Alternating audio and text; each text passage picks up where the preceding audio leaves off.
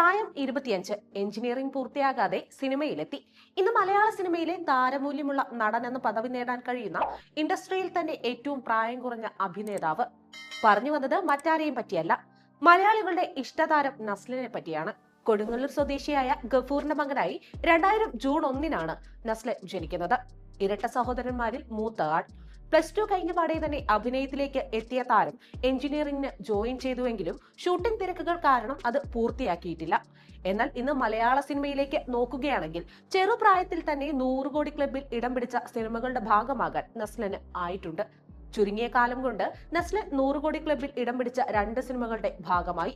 ഈ ചെറിയ പ്രായത്തിൽ തന്നെ സിനിമ ഇൻഡസ്ട്രിയിൽ തന്റേതായ സ്ഥാനം നേടിയെടുക്കാൻ ഈ കൊടുങ്ങല്ലൂരുകാരന് സാധിച്ചു എന്നത് തന്നെയാണ് വാസ്തവം. മമ്മൂട്ടിയെ നായകനാക്കി വൈശാഖി സംവിധാനം ചെയ്ത മധുരരാജ തിയേറ്ററുകളിലെത്തിയപ്പോൾ സിനിമയിൽ ആരും പെട്ടെന്ന് കാണാത്ത ഫ്രെയിമിലെ ഒരു മൂലയിൽ നസ്ലൻ എന്ന ചെറുപ്പക്കാരനുണ്ടായിരുന്നു. പക്ഷേ നസ്ലനെ സിനിമയിലെ ആ ഒരൊറ്റ ഫ്രെയിമിൽ കണ്ടത് അവൻ മാത്രമായിരുന്നു. പിന്നീട് അവനാരംഗം മൊബൈലിലെടുത്ത് തന്റെ കൂട്ടുകാരെ കാണിച്ചു.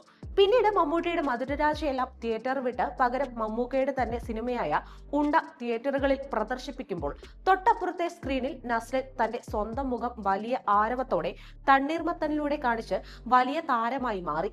2019 ഗിരീഷ് ഷെഡി സംവിധാനം ചെയ്ത തണ്ണീർമത്തൻ ദിനങ്ങൾ എന്ന ചിത്രത്തിലൂടെയാണ് നസ്ലൻ മലയാള സിനിമയിലേക്ക് അരങ്ങേറ്റം നടത്തുന്നത്. സ്കൂൾ പശ്ചാത്തലത്തിലുള്ള ഒരു കോമഡി റൊമാന്റിക് ചിത്രം പ്രേക്ഷകർക്കിടയിൽ വലിയ സ്വീകാര്യത നേടി. പിന്നീട് മനു വാര്യർ സംവിധാനം ചെയ്ത് പൃഥ്വിരാജ്, മുരളി ഗോപി, റോഷൻ മാത്യു എന്നിവർക്കൊപ്പം 2021 പുറത്തിറങ്ങിയ കുരുതി എന്ന ചിത്രത്തിൽ നസ്ലൻ ഫൈസി എന്ന കഥാപാത്രം ചെയ്ത് ശ്രദ്ധ നേടി. 2021 തന്നെ റോജൻ തോമസ് കഥയും തിരക്കഥയും എഴുതി സംവിധാനം ചെയ്ത ഒരു മലയാള കോമഡി കുടുംബ ചിത്രമാണ് ഹോം. വലിയ ചർച്ചകൾക്ക് ഇടയായ ചിത്രത്തിൽ ഇന്ദ്രൻസിന്റെയും മഞ്ജു പിള്ളയുടെയും മക്കളിൽ ഒരാളായാണ് നസ്ലൻ വേഷമിട്ടത്. ഈ ചിത്രം പ്രേക്ഷകർ ഇരുകൈയും നീട്ടിയാണ് സ്വീകരിച്ചത്. ഇനി ഇതേ വർഷം തന്നെ നാദിർഷ സംവിധാനം ചെയ്ത് ഡിസംബറിൽ പുറത്തിറങ്ങിയ കേശു ഈ വീടിന്റെ നാഥൻ എന്ന ചിത്രത്തിലും നസ്ലൻ മികച്ച പ്രകടനം കാഴ്ചവെച്ചിരുന്നു.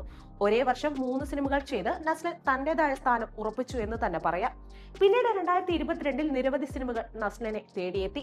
സൂപ്പർ ശരണ്യ, മകൾ, പത്രോസിന്റെ പടപ്പുകൾ, ജോ ആൻഡ് ജോ, അയാം കാതലൻ എന്നീ സിനിമകളിലൂടെ വീണ്ടും നസ്ലൻ മലയാള പ്രേക്ഷകർക്കിടയിൽ ശ്രദ്ധ നേടി.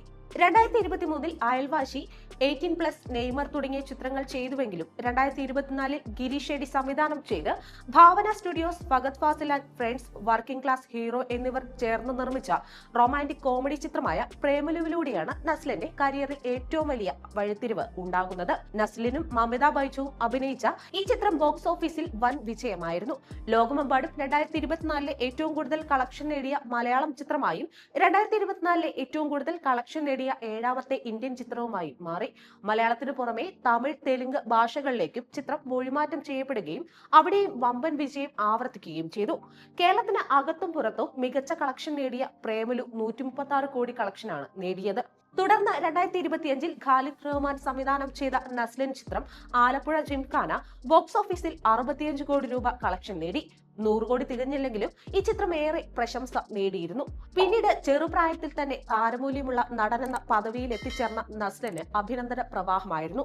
വിരലിലെണ്ണാവുന്ന ചിത്രങ്ങൾ മാത്രമാണ് നസ്ലിൻ ചെയ്തതെങ്കിലും എല്ലാം സൂപ്പർ ഹിറ്റുകളായിരുന്നു.